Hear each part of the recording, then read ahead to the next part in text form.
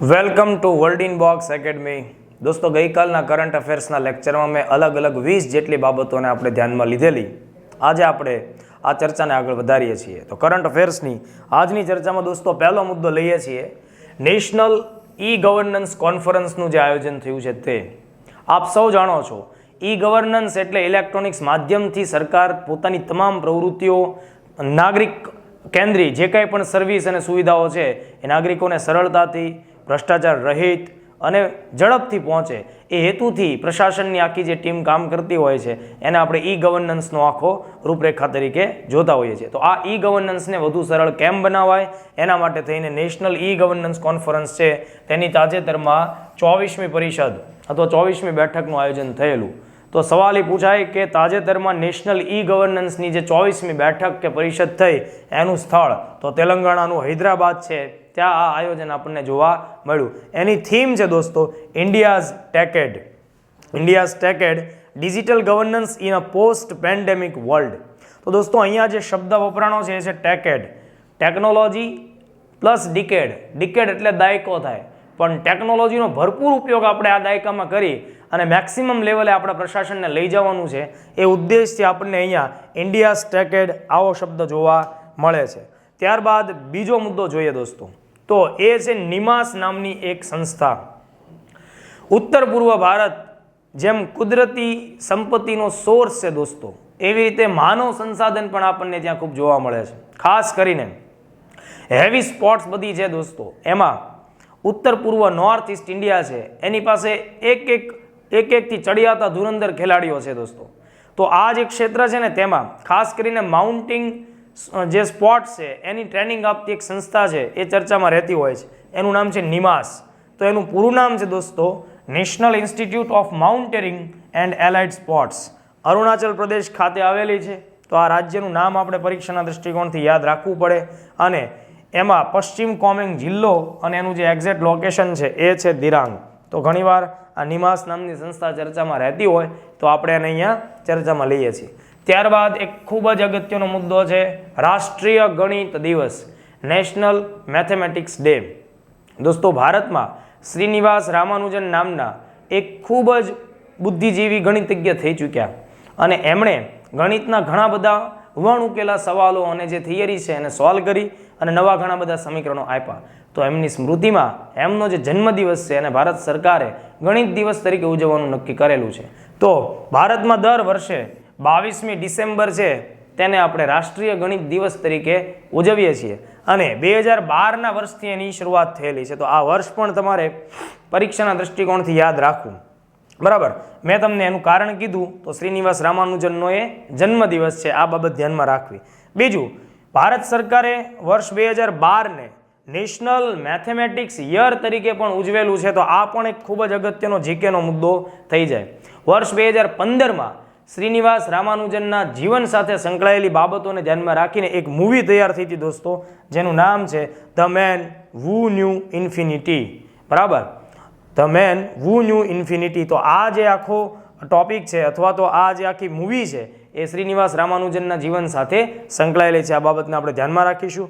રામાનુજન સંખ્યા તરીકે આપણે 1729ને ઓળખીએ છીએ. શ્રીનિવાસ રામાનુજને પોતાનો તર્ક રજૂ કર્યો હતો કે આ એકમાત્ર એવી સંખ્યા છે દોસ્તો, એકમાત્ર એવો આંકડો આપણને મળ્યો કે જે બે અલગ અલગ સંખ્યાઓ જે છે એના ઘનનો સરવાળો થાય. તો વસ્તુ કહેવાનો મતલબ એમ છે કે અહીંયા તમે 1નો ઘન અને 12નો ઘન કરો તો પણ જવાબ 1729 આવે. અને એવી જ રીતે 9નો ઘન અને એમાં 10નો ઘન ઉમેરો તો જવાબ 1729 આવે. તો તમને માનો કે જનરલ અવેરનેસના ભાગ સ્વરૂપે રિઝનિંગની કે ગણિતના પ્રશ્ન તરીકે સવાલ આવે કે ભાઈ 1729ને બીજી કઈ રીતે લખી શકાય, તો 9નો ઘન વત્તા 10નો ઘન એમ પણ લખી શકાય અથવા 1નો ઘન અને 12નો ઘન એ રીતે પણ લખી શકાય. તો આપણે યાદ શું રાખીશું? રામાનુજન સંખ્યા છે એ 1729 છે. બીજું, રામાનુજન મેથ્સ પાર્ક ક્યાં આવેલો છે? તો આવો જીકેનો પ્રશ્ન થાય તો આંધ્રપ્રદેશ રાજ્ય છે એના ચિત્તૂર જિલ્લામાં આવેલો છે. તો આ મુદ્દાઓને આપણે ખાસ ધ્યાનમાં રાખશું. ત્યારબાદ દોસ્તો, વર્લ્ડ ઇકોનોમિક ફોરમ એક આંતરરાષ્ટ્રીય સ્તરનું મંચ છે, ફોરમ છે. તો એનું પૂરું નામ આપણે ધ્યાનમાં રાખશું, વર્લ્ડ ઇકોનોમિક ફોરમ, જેને ગુજરાતીમાં વિશ્વ આર્થિક મંચ તરીકે આપણે ઓળખીએ છીએ. મોદી સાહેબે વર્લ્ડ ઇકોનોમિક ફોરમ છે એની બેઠકને સંબોધિત કરી. તો એને ધ્યાનમાં રાખીને અહીંથી કેટલાક પ્રશ્નો ધ્યાનમાં રાખવા જોઈએ. જેમ કે WEF છે એની સ્થાપના 1971ના વર્ષમાં થઈ અને તેનું વડું મથક જે છે એ ક્યાં છે તો કે સ્વિટ્ઝરલેન્ડ દેશ છે. સ્વિટ્ઝરલેન્ડ દેશમાં જીનેવા ખાતે તેનું કામગીરી એટલે કે એનું વડું મથક આવેલું છે. અને દર વર્ષે જીનેવા નજીક દાઓસ નામનું સ્થળ છે દોસ્તો, દાઓસ. તો દાઓસ નામના સ્થળે દર વર્ષે બેઠક આયોજિત થાય છે. આલ્પ્સની પર્વતમાળામાં એ આવેલું છે, બરાબર. અને એમાં જે લોકો ભાગ લેવા જતા હોય એને દાઓસ મેન એવા નામથી પણ ઓળખવામાં આવે. તો મોદી સાહેબે અહીંયા P3 મુવમેન્ટ છે એની શરૂઆત કરી છે, અથવા તો એની રજૂઆત કરી, આરંભ કર્યો. P3 કોણ? P3 છે એનો મતલબ અહીંયા મોદી સાહેબે જે વાત કરી એ મુજબ પ્રો પ્લેનેટ અને પીપલ આ રીતનો થાય છે. તો વર્લ્ડ ઇકોનોમિક ફોરમની બેઠકને પણ ધ્યાનમાં રાખવી પડે. પછી જુઓ, આંતરરાષ્ટ્રીય સ્તરે બીજી એક બાબત ધ્યાનમાં આવે છે, દિલ્હી ઘોષણાપત્ર 2022. જાન્યુઆરી મહિનામાં દિલ્હી ખાતે એક વર્ચ્યુઅલ બેઠક મતલબ ઓનલાઈન આભાસી મિટિંગનું આયોજન થયું, જેમાં ભારતે મધ્ય એશિયાના 5 દેશો છે એમના પ્રતિનિધિઓ સાથે અલગ અલગ મુદ્દાઓ પર ચર્ચાઓ કરી. અને એને ધ્યાનમાં રાખીને જે સંયુક્ત પ્રસ્તાવ રજૂ કર્યો એને આપણે દિલ્હી ઘોષણાપત્ર કહીએ. તો આપણે પરીક્ષામાં આ મુદ્દાને કેવી રીતે યાદ રાખવાનું? દિલ્હી ઘોષણાપત્ર જે છે તો એ કોની સાથે સંકળાયેલો છે? સેન્ટ્રલ એશિયા સાથે સંકળાયેલો છે. ભારત સરકારની એક્ટ સેન્ટ્રલ એશિયા પોલિસી છે એનું અહીં અમલીકરણ થતું હોય એવું આપણને જોવા મળશે. એ જે 5 દેશો છે દોસ્તો એમાં કાઝાકસ્તાન જુઓ મેપમાં, અહીંયા કઝાકસ્તાન આવેલું છે. નૂર સુલતાન એની રાજધાની છે, એને અસ્તાના એવા નામથી પણ ઓળખવામાં આવે. તો મધ્ય એશિયાનો આ સૌથી મોટો દેશ છે કઝાકસ્તાન, અને દુનિયાનો સૌથી મોટો લેન્ડલોક કન્ટ્રી છે કઝાકસ્તાન. મતલબ લેન્ડલોક એટલે ભૂ આબદ્ધ, જે ચો તરફથી કોઈ ને કોઈ દેશ છે એના વડે ઘેરાયેલો હોય, મતલબ કે સમુદ્ર કિનારો ધરાવતો ન હોય. તો આ પ્રકારનો ભૂ આબદ્ધ દેશ છે કઝાકસ્તાન, વિશ્વનો સૌથી મોટો ભૂ આબદ્ધ દેશ છે. પછી બીજો દેશ છે કિર્ગિસ્તાન. તો મેપમાં જુઓ તમે, કિર્ગિસ્તાન તમને દેખાય છે, બિશ્કેક એની રાજધાની છે. ત્યારબાદ છે તાજિકિસ્તાન. તો તાજિકિસ્તાન જે છે દોસ્તો અહીંયા છે દુશાંબે એની રાજધાની છે. ત્યારબાદ છે ઉઝબેકિસ્તાન. ઉઝબેકિસ્તાન છે એની રાજધાની તાશ્કંદ છે. અને તુર્કમેનિસ્તાન અશગાબાદ એની રાજધાની છે. તો આ 5 દેશો ઉપર ભારત છે એ ફોકસ કરે છે. દોસ્તો મધ્ય એશિયા છે એ ખનિજોથી ભરપૂર મતલબ કે સંસાધનો ધરાવે છે. પેટ્રોલિયમ સંસાધનો પણ ત્યાં ખૂબ આવેલા છે. બીજું, આસપાસના જે બધા દેશો છે એની સાથે પણ આપણી કનેક્ટિવિટી વધારવા માટે આપણે સેન્ટ્રલ એશિયા છે એને ધ્યાનમાં રાખવું પડે. તો દિલ્હી ઘોષણાપત્ર મધ્ય એશિયા સાથે સંકળાયેલું છે. એક આંતરરાષ્ટ્રીય NGO ટાઈપની સંસ્થા છે ટ્રાન્સપરન્સી ઇન્ટરનેશનલ. તો ટ્રાન્સપરન્સી ઇન્ટરનેશનલ છે એનું વડું મથક ક્યાં આવ્યું? આ પ્રકારનો સવાલ પૂછી નાખે. તો જવાબ છે જર્મનીનું શહેર બર્લિન. 1993ના વર્ષમાં ટ્રાન્સપરન્સી ઇન્ટરનેશનલ નામની સંસ્થાની રચના થઈ. આ સંસ્થા દુનિયાના અલગ અલગ દેશોમાં ભ્રષ્ટાચાર અંગે લોકોની શું વિચારધારા છે, ભ્રષ્ટાચાર છે કે નહીં, ભ્રષ્ટાચાર છે તો કેટલા પ્રમાણમાં છે અને કયા લેવલ ઉપર છે, આ બધી જ બાબતોને ધ્યાનમાં રાખીને એ વર્ષભર વિવિધ પ્રકારના સંશોધનો અને પ્રયોગો હાથ ધરે છે. એના આધારે એક રિપોર્ટ તૈયાર કરે છે અને એ રિપોર્ટમાં જે સૂચકાંક હોય છે એના આધારે દુનિયાના કયા દેશોમાં ભ્રષ્ટાચાર વધારે, કયા દેશોમાં ઓછો, આ પ્રકારનો એ ઇન્ડેક્સ બહાર પાડે છે. તો આપણે શું ધ્યાન રાખશું? ભ્રષ્ટાચાર અવધારણા સૂચકાંક કઈ સંસ્થા બહાર પાડે છે? ટ્રાન્સપરન્સી ઇન્ટરનેશનલ, બરાબર. તો ભ્રષ્ટાચાર અવધારણા સૂચકાંક 2021 આવ્યો, એમાં આપણા માટે મહત્વનું શું છે? ભારતનું સ્થાન. તો ટોટલ 180 દેશોમાં ઇન્ડિયાનું સ્થાન 85મું છે. ટોટલ 100 માર્ક્સ હોય એમાંથી ઇન્ડિયાને મળે છે 40 માર્ક્સ. 2021માં આપણી સ્થિતિ આ પ્રકારની છે. તો આપણે ગુણ 40 છે અને રેન્ક આપણે પૂછાતી હોય છે તો રેન્ક છે 85 છે આઉટ ઓફ 180, બરાબર. હવે આ રિપોર્ટના આધારે દુનિયામાં સૌથી ઓછો ભ્રષ્ટાચાર ક્યાં છે? તો કે ભાઈ ડેનમાર્ક, ફિનલેન્ડ, ન્યુઝીલેન્ડ, આ બધામાં ભ્રષ્ટાચાર ખૂબ ઓછો છે. સૌથી વધુ ભ્રષ્ટાચાર ક્યાં છે?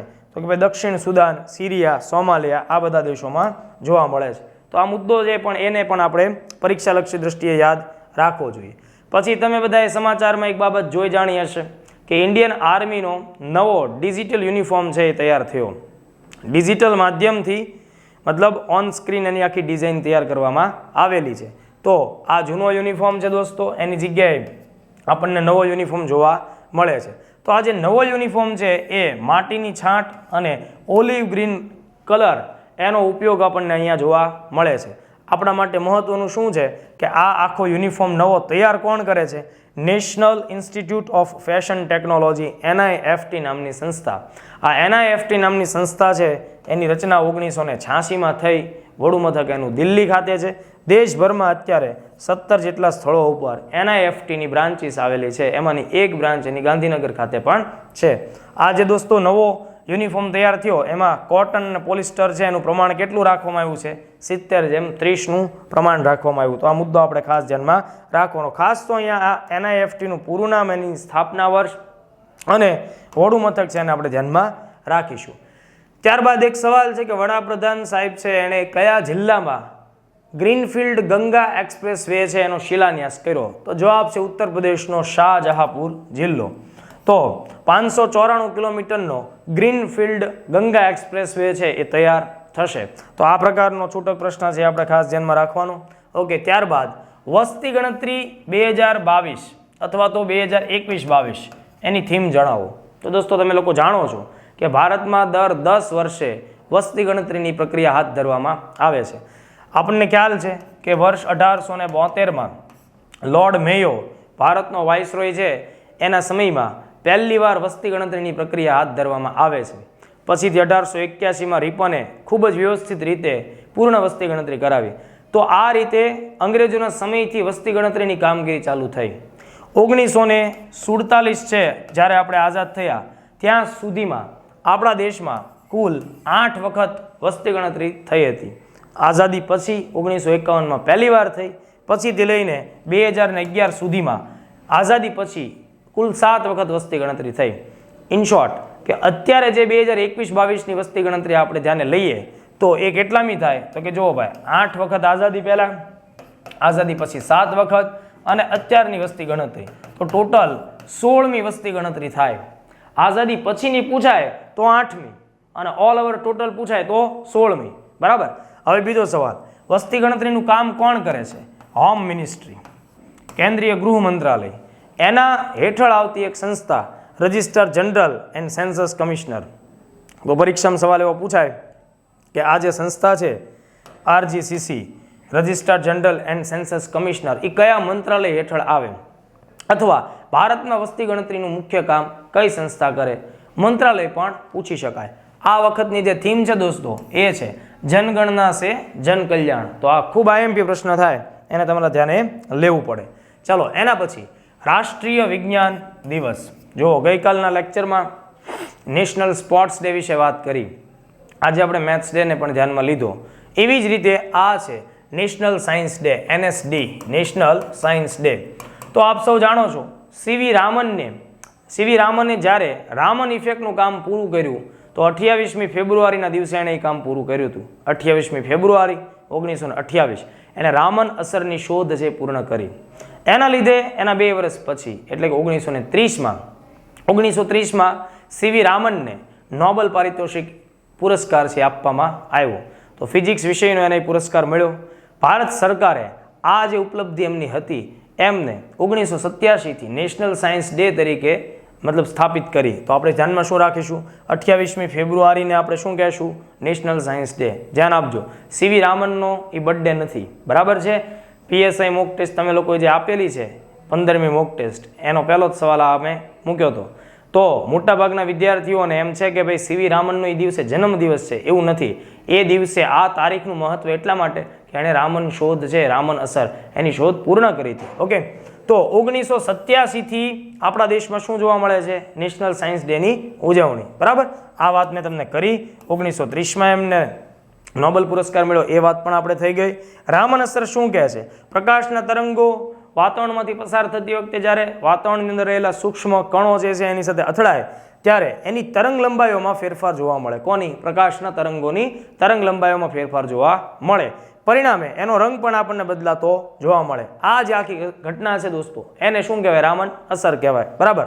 હવે 2002માં તાજેતરની અંદર જે આપણે દિવસ ઉજવો એની થીમ શું છે? Integrated approach in science technology four sustainable future. તો આટલા મુદ્દાઓ આપણે અહીંયા ધ્યાનમાં રાખવાના. ત્યારબાદનો મુદ્દો છે વીર બાળ દિવસ. દોસ્તો પહેલી વાર 2021માં આ પ્રકારનો દિવસ ઉજવવા અંગેનો નિર્ણય કરવામાં આવ્યો. તો જો આ એકદમ લેટેસ્ટ વસ્તુ છે, શરૂઆત જ હમણાં થઈ છે થોડા દિવસો પહેલાં. મતલબ અગાઉ ભૂતકાળમાં શરૂ થયેલો દિવસ નથી, એટલે આ પ્રશ્ન પૂછાય એની સંભાવના વધારે છે. 26મી ડિસેમ્બર 2021ને ભારતમાં પહેલી વાર વીર બાળ દિવસ છે એ જાહેર કરવામાં આવ્યો અને મનાવવામાં આવ્યો. તો વીર બાળ દિવસ ઉજવવા પાછળનું કારણ શું?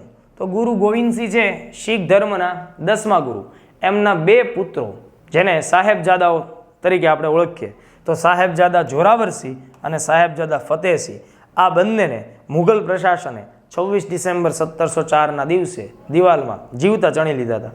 આ બાબતને ધ્યાનમાં રાખીને એમનું જે આ બલિદાન, એમને સંસ્કૃતિની રક્ષા માટે જે સાહસ દાખ્યું અને મૃત્યુ પસંદ કરી, તો એમની આ વીરતાને બિરદાવવા માટે ભારત સરકારે 26મી ડિસેમ્બરને આ દિવસ જાહેર કર્યો છે. તો આટલી બાબત ધ્યાનમાં રાખશું. પછી જુઓ, 25મો રાષ્ટ્રીય યુવા મહોત્સવની ઉજવણી શરૂ થઈ હતી. તો સવાલ એ છે કે એનું ઉદ્ઘાટન ક્યાંથી થયું હતું? તો તમે બધા જાણો છો દોસ્તો કે આપણા દેશમાં 12મી જાન્યુઆરી છે એને આપણે નેશનલ યુથ ડે, રાષ્ટ્રીય યુવા દિવસ તરીકે આપણે ઉજવીએ છીએ. એનું શું કારણ? તો તમે ખ્યાલ છે આપણને કે ભાઈ સ્વામી વિવેકાનંદ છે, સ્વામી વિવેકાનંદ જેનું મૂળ નામ હતું નરેન્દ્રનાથ દત્ત, બરાબર, એમનો જન્મ 12 જાન્યુઆરી 1863ના રોજ થયો હતો. 12 જાન્યુઆરીને આપણે સ્વામી વિવેકાનંદની જન્મ તારીખ છે એને રાષ્ટ્રીય યુવા દિવસ તરીકે મનાવીએ છીએ. 1985થી આપણે આ નિર્ણય લીધેલો છે. ભારતમાં 1985થી આ તારીખને રાષ્ટ્રીય યુવા દિવસ તરીકે આપણે ઓળખીએ છીએ. ઓકે, હવે તો એની ઉજવણીને ધ્યાનમાં રાખીને દેશમાં યુવાનોએ દેશના ગૌરવ માટે જે કંઈ કામ કર્યું છે એ બધાને સન્માનિત કરવા માટે રાષ્ટ્રીય યુવા મહોત્સવનું પણ આયોજન આપણે થાય છે. આ આયોજન આ વર્ષે કેટલામું હતું? 25મું હતું, બરાબર. તો 12 અને 13 જાન્યુઆરીમાં આપણે આયોજન થતું જોયું અને એની શરૂઆત છે એ પુડ્ડુચેરીથી થઈ છે. તો આ બાબત આપણે ખાસ ધ્યાનમાં રાખવાની. બીજો એક તમને એક્સ્ટ્રા સવાલ પૂછું, વિદ્યાર્થીઓને મેં ભણાવેલું તો છે જ તે, તો જેને આવડે તો એને કોમેન્ટમાં જવાબ આપવાનો. નરેન્દ્રનાથ દત્ત છે એને સ્વામી વિવેકાનંદ નામ કોણે સજેસ્ટ કર્યું હતું? આનો જવાબ તમારે મને કોમેન્ટમાં આપવાનો. ચલો, એના પછીનો પ્રશ્ન છે, ભારતમાં 4 વ્હીલ વાહનો છે એમાં કેટલી એરબેગ ફરજિયાત બનાવવામાં આવી?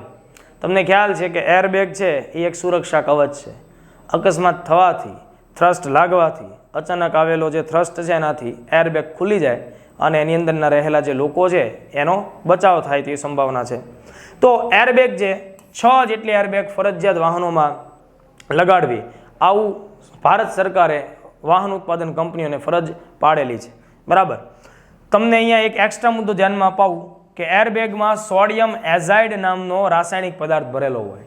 અચાનક થ્રસ્ટ લાગવાથી અંદર એક પ્રકારનો કરંટ પેદા થાય અને એ કરંટ પેદા થવાથી એરબેગનો જે પાવડર છે એ વાયુમાં રૂપાંતરિત થાય અને નાઇટ્રોજન વાયુ બને, એનાથી બેગ ફૂલી જાય. તો તમારે યાદ શું રાખવાનું? સોડિયમ એઝાઇડ. સોડિયમ એઝાઇડ નામનો રાસાયણિક પદાર્થ એરબેગમાં ભરવામાં આવતો હોય છે. તો આ બાબતને આપણે ધ્યાનમાં રાખીશું. ત્યારબાદ નાસાનો અભ્યાસ, આંતરરાષ્ટ્રીય વાયુ અને અંતરિક્ષ કાર્યક્રમ અંગેનો એનો જે કોર્સ છે એ પૂર્ણ કરનાર પ્રથમ ભારતીય કોણ? તો આનો જવાબ છે જાનવી ડાંગેતી, આંધ્રપ્રદેશ રાજ્યથી. એ એની મતલબ આંધ્રપ્રદેશ રાજ્યના રહેવાસી છે. તો સિમ્પલ ક્વેશ્ચન છે, ચાન્સીસ ઓછા છે આ પ્રકારની બાબત, પણ છતાંય તે આપણે એને ધ્યાને લઈ લઈએ. જો હવે આ પ્રકારના સવાલ હોય તે ધ્યાનમાં રાખવા જોઈએ. કઈ અદાલતે સેક્સ વર્કરોને આધાર કાર્ડ, મતદાન ઓળખ કાર્ડ, આ બધી જ વસ્તુઓ આપવાનો ઓર્ડર કર્યો? બરાબર. તો જવાબ છે સુપ્રીમ કોર્ટ. માનનીય સુપ્રીમ કોર્ટ છે એમના જસ્ટિસ એલ નાગેશ્વર રાવની બેન્ચ છે એણે આ ચુકાદો આપતા જણાવ્યું કે સેક્સ વર્કરોને પણ ભારતના અન્ય નાગરિકોની જેમ એ તમામ અધિકારો મળવાપાત્ર બને છે. એટલે એણે સરકારને આદેશ કર્યો કે ભાઈ એમને પણ આ આધાર કાર્ડ છે, મતદાનની ઓળખ કાર્ડ છે, બધું જ તમારે આપવાનું છે, બરાબર. કારણ કે આ મુદ્દો આર્ટિકલ 21 સાથે સંલગ્ન થાય, જીવન જીવવાના અધિકાર સાથે સંલગ્ન થાય. સુપ્રીમ કોર્ટે કીધું કે આ કામ માટે તમે નાકો નામની સંસ્થા છે એની મદદ લઈ શકો છો. તો નાકો શું છે? National ads control. 1992માં આ સંગઠન છે ભારત સરકારે રચ્યું હતું એડ્સ નાબૂદીના ઉદ્દેશ સાથે. તમે તો ત્યારબાદ ઇલેક્શન કમિશન ઓફ ઇન્ડિયા દ્વારા લેવાયેલો એક નિર્ણય છે એને આપણે ધ્યાનમાં લઈએ. ઇલેક્શન કમિશન ઓફ ઇન્ડિયાએ લોકસભા અને વિધાનસભાની જે બેઠકો હોય તેમાં ચૂંટણી લડવા માટે જે ખર્ચ થતો હોય તો ઉમેદવારે ચૂંટણી લડવા માટે કેટલો ખર્ચ કરવો એની જે અત્યાર સુધીની ખર્ચ મર્યાદા હતી તેમાં ફેરફાર કર્યો છે. પહેલાં આપણે લોકસભાની વાત કરીએ. લોકસભામાં નાના રાજ્યોમાં જે બેઠક હોય તો એ ચૂંટણીનું ક્ષેત્ર એટલે કે કોન્સ્ટિટ્યુઅન્સી ક્ષેત્ર દીઠ 54 લાખ રૂપિયાના ખર્ચની લિમિટ હતી તે વધારીને 75 લાખ રૂપિયા સુધી ખર્ચ કરો આ પ્રકારની છૂટછાટ આપી છે. એવી જ રીતે મોટા રાજ્યોમાં બેઠક દીઠ 70 લાખ રૂપિયાનો ખર્ચ છે એને લીગલ વેલિડ મંજૂરી હતી તેમાં વધારો કરી 95 લાખ રૂપિયા સુધીના ખર્ચને માન્યતા આપી છે. આવી જ વાત વિધાનસભાના અનુસંધાને જોઈએ તો નાના રાજ્યોમાં બેઠક દીઠ જ્યાં 20 લાખનો ખર્ચ થઈ શકતો હતો જ્યાં 28 લાખ રૂપિયા છે મંજૂર થયા છે અને મોટા રાજ્યોમાં 28 લાખ રૂપિયા જે છે ખર્ચની મર્યાદા હતી એમાં વધારો કરીને 40 લાખ સુધી ખર્ચ મર્યાદા પહોંચાડવામાં આવી છે. તો આ આખી બાબત ધ્યાનમાં રાખવી. ત્યારબાદ જાહેર રજા કોઈ મૂળભૂત અધિકાર નથી આ પ્રકારનો ચુકાદો માનનીય બોમ્બે હાઈકોર્ટ દ્વારા આપવામાં આવ્યો. તો આ પણ પ્રિલિમ પરીક્ષામાં ધ્યાનમાં રાખવા જેવી બાબત છે. 2 ઓગસ્ટના દિવસે 2 ઓગસ્ટ 1954ના દિવસે દાદરા નગર હવેલી છે એની ઉપરની વિદેશી સત્તા ખતમ થઈ અને ભારત સંઘ સાથેનું એનું કાર્ય જોડાણ આગળ વધ્યું. તો એને ધ્યાનમાં રાખીને ત્યાંથી એવી રજૂઆત આવી હતી કે 2 ઓગસ્ટને જાહેર રજા આપવામાં આવે પણ માનનીય બોમ્બે હાઈકોર્ટે એ વાતને અમાન્ય આપી છે ગેરમાન્ય રાખી છે એટલે જાહેર રજા મૂળભૂત અધિકાર નથી આવી વાત છે. એટલે આવો નિર્ણય કઈ હાઈકોર્ટ આપે છે? બોમ્બે હાઈકોર્ટ. ઓકે. ત્યારબાદ નાડો નામની સંસ્થા છે NADA નાડા. નાડાની રચના ક્યારે થઈ? તો પહેલાં અહીંયા પૂરું નામ ધ્યાને રાખવું પડશે. National anti doping agency. Bharat સરકારના કેન્દ્રીય રમતગમત મંત્રાલય હેઠળ આ સંસ્થાનું કામ ચાલે છે જેની રચના 24મી નવેમ્બર 2005ના રોજ થઈ હતી. આ એ એજન્સી છે જે સ્પોર્ટ્સની અંદર અલગ અલગ ખેલાડીઓ દ્વારા ભૂતકાળમાં આપણને એવા સમાચારો મળતા હોય કે પોતાનું બેસ્ટ સ્ટ્રેન્થફુલ પરફોર્મન્સ આપવા માટે એ ઘણી બધી વખત વિવિધ પ્રકારની દવાઓનો ઉપયોગ કરતા હોય. તો આવી કોઈ પ્રવૃત્તિ થાય નહીં અને જે સ્પોર્ટ્સનું કલ્ચર છે એ એકદમ નિષ્પક્ષ અને પ્રમાણિક રહે એ માટેની કામગીરી ચકાસતી હોય છે. તો આનું પૂરું નામ યાદ રાખવું, રચના યાદ રાખવી 2005માં થઈ. નિષ્પક્ષ ખેલ એટલે કે પ્લે ફેર એ એનું સ્લોગન છે. ત્યારબાદની વિગત જોઈએ. આઝાદી કા અમૃત મહોત્સવ. આજકાલ તમે છાપામાં, ટીવીમાં, સોશિયલ મીડિયામાં બધી જગ્યાએ આઝાદી કા અમૃત મહોત્સવ આવો શબ્દ સાંભળતા હશો. ભારત સરકારે 2022માં જ્યારે આપણો દેશ આઝાદી મેળવે છે અને 75 વર્ષ પૂરા થાય છે તો એ અનુસંધાને ભારતની અંદર 75 અઠવાડિયા સુધી ચાલતો એક આખો રાષ્ટ્રીય મહોત્સવ છે એ શરૂ કર્યો છે જેને કહેવાય આઝાદી કા અમૃત મહોત્સવ. બરાબર, જેને ટૂંકમાં AKAM તરીકે આપણે ઓળખીએ છીએ. આમાંથી કેટલાક પ્રશ્નો આપણને પૂછી શકાય. જેમ કે આ આખી જે ઘટના છે આ આખો રાષ્ટ્રીય સ્તરનો કાર્યક્રમ એ 75 અઠવાડિયા ચાલવાનો છે. 75 અઠવાડિયા પ્રશ્ન તરીકે આવી શકે. આરંભ ક્યારે થયો? 12 માર્ચ 2021. દાંડી યાત્રા જે દિવસે શરૂ થઈ હતી એ દિવસની તારીખથી.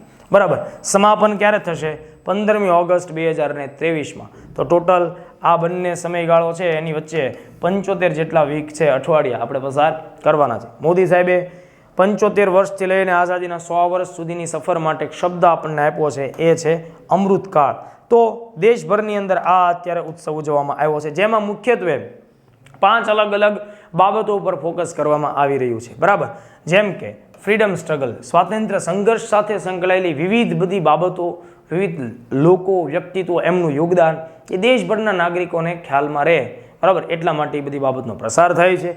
એવી જ રીતે અલગ અલગ એવા વિચારો, આઈડિયાઝ કે જેના થકી દેશનું ભવિષ્ય સુધરે તો એને પણ આવકારિત કરવામાં આવે છે. વિવિધ પ્રકારની પ્રતિજ્ઞાઓ રિઝોલ્વ @75 લોકો દ્વારા, નાગરિક પ્રશાસન દ્વારા, બરાબર, જવાબદાર વ્યક્તિઓ દ્વારા, અધિકારીઓ દ્વારા વિવિધ પ્રકારની પ્રતિજ્ઞાઓ અત્યારે લેવામાં આવે છે. બરાબર, જેનાથી દેશનું ભવિષ્ય ઉજ્જવળ બને. દાખલા તરીકે પ્લાસ્ટિકનો ઓછો ઉપયોગ કરીશું, ગંદકી નહીં ફેલાવીએ, આ પ્રકારની બાબતો. એક્શન્સ @75. દેશમાં છેલ્લા 75 વર્ષમાં એવા જેટલા પણ નોંધનીય કાર્યો કરેલા છે, બરાબર, એ બધી જ બાબતો લોકો સુધી પહોંચાડવું એ પણ આ ઉદ્દેશ છે, આ કાર્યક્રમ સાથે સંકળાયેલો છે. અને છેલ્લા 75 વર્ષમાં દેશને જેટલી સફળતા મળી અલગ અલગ ક્ષેત્રમાં એને પણ હાઇલાઇટ કરવામાં આવી રહી છે. તો આટલા મુદ્દા આપણે યાદ રાખીશું. તાજેતરમાં બીજી એક બાબત પણ આપણી સામે આવેલી છે. ચેન્નઈનો એક બાળક છે, બરાબર, રમેશ બાબુ પ્રજ્ઞાનાનંદ. આ વ્યક્તિ જેને આર પ્રજ્ઞાનાનંદ તરીકે પણ આપણે ઓળખીએ છીએ, આ ચેસ ચેમ્પિયન છે અને તાજેતરમાં તેણે વિશ્વના ચેસ ચેમ્પિયન મેગ્નસ કાર્લસન એને હરાવ્યો છે અને એના માટે એ ચર્ચામાં રહ્યા છે.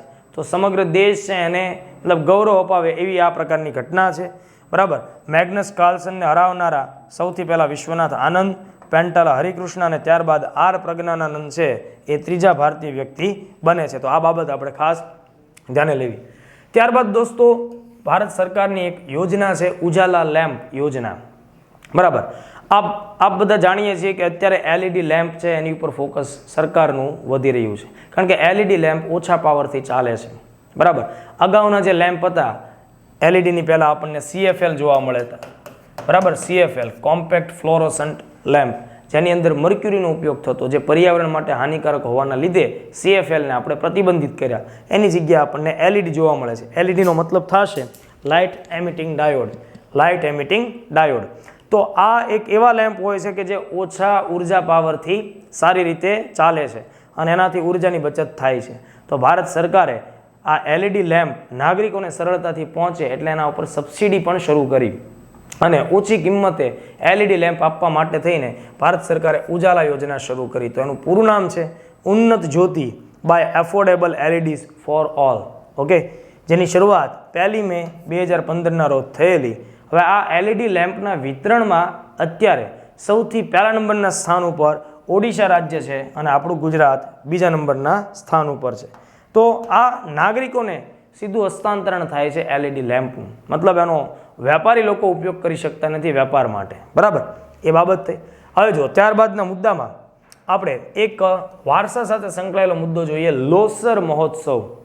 લોસર મહોત્સવ છે દોસ્તો એ એક પ્રકારનો બૌદ્ધ મહોત્સવ છે અને લદ્દાખમાં દર વર્ષે એનું આયોજન થાય છે. તિબેટિયન નવું વર્ષ પણ કહેવાય. તો આ તમારે ખાસ ધ્યાનમાં રાખવાનું. લોસર મહોત્સવ બૌદ્ધ ધર્મ સાથે, બૌદ્ધ ધર્મના અનુયાયીઓ દ્વારા મનાવવામાં આવતો ઉત્સવ છે. ક્ષેત્રની દ્રષ્ટિએ પૂછાય તો લદ્દાખ વિસ્તાર છે એમાં એ ઉજવાય છે. પછી જો લદ્દાખની અંદર ખૂબ જ ઠંડીનો સમયગાળો હોય તો એના માટે શબ્દ વપરાય છે ચિલ્લાઈ કલાન. તો ચિલ્લાઈ કલાનનો મતલબ થાય અત્યંત ઠંડીવાળી મોસમ. બરાબર, હાડ થીજવતી ઠંડી જેને કહેવાય એ, તો એ આપણને લદ્દાખમાં જોવા મળે છે. ત્યારબાદ બીજો એક સાંસ્કૃતિક વારસાનો પ્રશ્ન છે એ છે લોસુંગ અથવા નામસુંગ મહોત્સવ, જેનો જે છે આપણને સિક્કિમ રાજ્યમાં જોવા મળે છે. સિક્કિમ રાજ્યની ભૂટિયા જાતિ છે એ લોસુંગ ઉત્સવ છે ઉજવતી હોય છે. તો આ બંને ઉત્સવો તાજેતરના સમયમાં આપણને કરંટ અફેર્સમાં જોવા મળ્યા, જે સાંસ્કૃતિક વારસા સાથે સંકળાયેલા છે. ઓકે, ત્યારબાદ રાષ્ટ્રીય ખેડૂત દિવસ. દર વર્ષે 23મી ડિસેમ્બરને આપણા દેશમાં રાષ્ટ્રીય ખેડૂત દિવસ, નેશનલ ફાર્મર્સ ડે તરીકે આપણે ઉજવીએ છીએ. આ પ્રકારનો નિર્ણય 2001થી થયેલો છે. શા માટે આપણે આ દિવસને ઉજવીએ છીએ? તો ભારતના 5મા ક્રમાંકના વડાપ્રધાન હતા ચૌધરી ચરણસિંહ. તો એમનો જન્મદિવસ હોવાના લીધે આપણે આ દિવસ ઉજવીએ છીએ. તો તાજેતરમાં આપણને આ દિવસ જોવા મળેલ છે. આ બાબતને આપણે ખાસ ધ્યાનમાં રાખીશું. પછી જુઓ, ભારતમાં ચિત્તાનું પુનર્વસન થશે. ભારતની અંદર બિલાડ કુળમાં ચિત્તો જોવા મળતો નથી. ચિત્તા ભારતમાંથી નામશેષ થઈ ચૂક્યા છે. બરાબર. તો ભારતમાં ફરીથી ચિત્તાઓને લાવવામાં આવશે. ક્યાંથી લાવવામાં આવશે? દક્ષિણ આફ્રિકા અને નામીબિયા દેશો છે ત્યાંથી. આફ્રિકાની અંદર સવાના જંગલોના બહુ વિશાળ મેદાનો અને એના આખા જંગલો ભરેલા છે. તો એમાં ચિત્તાઓ આપણને જોવા મળે છે, ભારતમાં જોવા મળતા નથી. તો એના લીધે શું થયું કે આ ચિત્તાઓને ઇન્ડિયામાં લાવવામાં આવશે. ઇન્ડિયામાં કઈ જગ્યાએ લાવવામાં આવશે? મધ્યપ્રદેશમાં. મધ્યપ્રદેશમાં ક્યાં? કુનો પાલપુર નેશનલ પાર્ક છે ત્યાં. આ કુનો પાલપુર નેશનલ પાર્ક છે ત્યાં અગાઉ એવી પણ વાત હતી કે એશિયાટિક સિંહ છે એનું પણ આપણે ત્યાં પુનર્વસન કરીએ, મતલબ ગીરમાંથી. તો એ આખો પ્રોજેક્ટ તો અત્યારે સ્તંભાવેલો છે. તો ત્યારબાદનો જે પ્રશ્ન છે એ પણ પર્યાવરણના મુદ્દા સાથે સંકળાયેલો છે. ભારતની ભૂગોળ સાથે પણ તેનું કનેક્શન આપણે જોઈ શકીએ છીએ. Project elephant. ભારતની અંદર દોસ્તો 26,000થી વધારે હાથીઓની સંખ્યા છે. એમ છતાં પણ આપણે હાથીઓના ઇલીગલ જે એનું હન્ટિંગ થાય, શિકાર થાય, બધાથી એને બચાવવા માટે થઈને પ્રોજેક્ટ એલિફન્ટની શરૂઆત કરી હતી. તો સવાલ પૂછાય, પ્રોજેક્ટ એલિફન્ટની શરૂઆત કયા વર્ષે થઈ? 1992માં. ભારતના 16 રાજ્યોમાં અત્યારે પ્રોજેક્ટ એલિફન્ટ ઉપર કામગીરી ચાલુ છે. તો આ બાબત ધ્યાનમાં રાખીશું. ભારતમાં સૌથી વધુ હાથીઓની સંખ્યા કર્ણાટક ખાતે જોવા મળે છે. બીજું, આંતરરાષ્ટ્રીય સ્તરનો એક કાર્યક્રમ જેને આપણે ટૂંકમાં માઇક તરીકે ઓળખીએ છીએ, MIKE. તો એ પણ હાથીઓના મતલબ એના બચાવ અંગેનો આ કાર્યક્રમ છે. Monitoring of illegal killing of elephant. જેને ટૂંકમાં આપણે માઇક કાર્યક્રમ કહીએ 2003થી એ શરૂ થયેલો છે. તો આ મુદ્દો આપણે ધ્યાનમાં રાખશું. ત્યારબાદ આવી જ રીતે વાઘના સંરક્ષણ સાથે પણ એક કાર્યક્રમ અને એક સંસ્થા સંકળાયેલા છે, તો આપણે એને ધ્યાનમાં લઈએ. National tiger conservation authority NTCA, બરાબર. આ જે સંસ્થા છે NTCA એ ભારતની અંદર વાઘનું સંરક્ષણની તમામ ભૂમિકા અને જવાબદારીઓ છે એ નિભાવે છે, જેની સ્થાપના 2005માં થઈ હતી. દોસ્તો, ભારત સરકારે 1973માં પ્રોજેક્ટ ટાઈગર લોન્ચ કર્યો. વર્ગ 3ની ઘણી બધી એક્ઝામમાં આ વર્ષ પૂછવામાં આવેલું છે. 29મી જુલાઈને દર વર્ષે ગ્લોબલ ટાઈગર ડે તરીકે મનાવવામાં આવે છે. આ પણ આપણે પરીક્ષા માટે ધ્યાનમાં રાખવું પડે. જે બેંગાલ ટાઈગર, જેને આપણે ભારતે પોતાનું રાષ્ટ્રીય પ્રાણી જાહેર કરેલું છે 1973ના વર્ષમાં, બરાબર, એનું વૈજ્ઞાનિક નામ થાય પેન્થેરા ટાઇગ્રિસ. તો આ મુદ્દો પણ આપણે ધ્યાનમાં રાખીશું. જો ભારતમાં વાઘની વસ્તી ગણતરી, એની સંખ્યા ગણતરી દર 4 વર્ષે આયોજિત થાય છે. સૌથી પહેલાં આપણા દેશમાં 2006માં વાઘની પહેલી વાર વસ્તી ગણવામાં આવેલી. 1411 આપણને વાઘ મળેલા. ત્યારબાદ 2010, 14 અને છેલ્લી અત્યાર સુધીની લેટેસ્ટ ગણીએ 2018 છે, જેમાં 2967 વાઘની હાજરી આપણને દેશમાં જોવા મળી. આ વર્ષે 2022માં પણ વાઘની વસ્તી ગણતરી થશે, જેના આંકડાઓ આ ચાલુ વર્ષમાં આપણી સામે આવશે. ઓકે, બીજો એક પ્રશ્ન જે ક્લાસ 1માં પૂછાયેલો છે એને ધ્યાનમાં રાખો. વાઘની વસ્તી ગણતરીનું કામ છે એ NTCA અને wild life institute of India, જે દેહરાદૂન ખાતે આવેલ છે, એ બંને સંસ્થા સાથે મળીને કરે છે. છેલ્લી વસ્તી ગણતરી થઈ દોસ્તો વાઘની, તેમાં એક મોબાઈલ એપ્લિકેશનનો ઉપયોગ કરવામાં આવેલો, જેને M-Strips નામથી ઓળખવામાં આવે છે. તો આ બાબતને આપણે ખાસ ધ્યાનમાં રાખીશું. ત્યારબાદનો પ્રશ્ન જોઈએ. ઓરંગ નેશનલ પાર્ક ભારતની ભૂગોળ સાથે, પર્યાવરણ સાથે અને કરંટની ત્રણેયની સાથે સંકળાયેલો મુદ્દો. ઓરંગ નેશનલ પાર્ક કયા રાજ્યમાં આવેલો છે? તો જવાબ છે અસમ. ચર્ચામાં શા માટે છે? એનું જૂનું નામ હતું રાજીવ ગાંધી નેશનલ પાર્ક. તો હવેથી એને માત્ર ઓરંગ નેશનલ પાર્ક એવા નામથી ઓળખવામાં આવશે. સાથોસાથ આ ઓરંગ નેશનલ પાર્ક છે, એનો જે વિસ્તાર છે, ક્ષેત્રફળ, એમાં વધારો કરવાનો નિર્ણય પણ અસમ સરકારે લીધેલો છે. તો આ બાબત આપણે ખાસ ધ્યાનમાં રાખીશું, બરાબર. બ્રહ્મપુત્ર નદી છે એના કિનારે આ આખો નેશનલ પાર્ક આવેલો છે.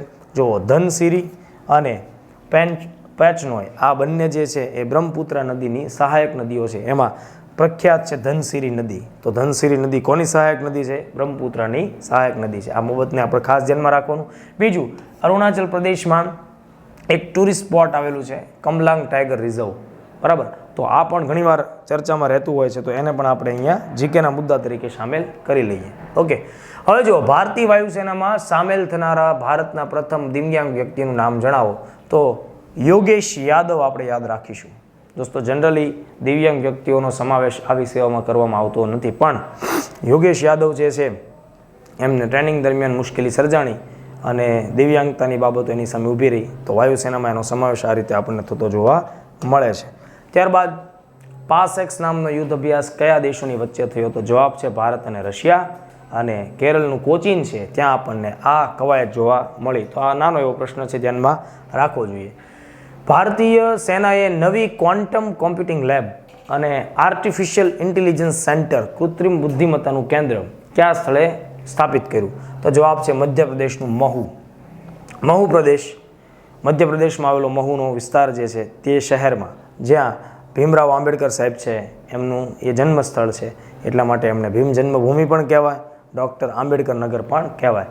દોસ્તો, આ જે ક્વોન્ટમ કોમ્પ્યુટિંગ છે એ કોમ્પ્યુટરના ફિલ્ડમાં સુપર કોમ્પ્યુટરથી પણ અલગ, આખું એનાથી પણ વધુ ઝડપી કોમ્પ્યુટિંગની આખી બાબત છે, જેની અંદર ક્યુબિટ્સની અંદર માહિતીનો સંગ્રહ થતો હોય છે અને એ એકસાથે 0 અને 1 બંને એનાલોગ ઉપર કામ કરે છે, બરાબર. આર્ટિફિશિયલ ઇન્ટેલિજન્સ, કૃત્રિમ બુદ્ધિમત્તા, AI, એનું પૂરું નામ પણ તમને પરીક્ષામાં પૂછાય, તો આ પ્રશ્ન તમારે ખાસ ધ્યાનમાં રાખવાનો. નેક્સ્ટ ટાઈમ દોસ્તો આપણે મળીએ ત્યારે બીજા વધારાના પ્રશ્નો સાથે વહેલી તકે મળશું. જય હિન્દ, જય ભારત.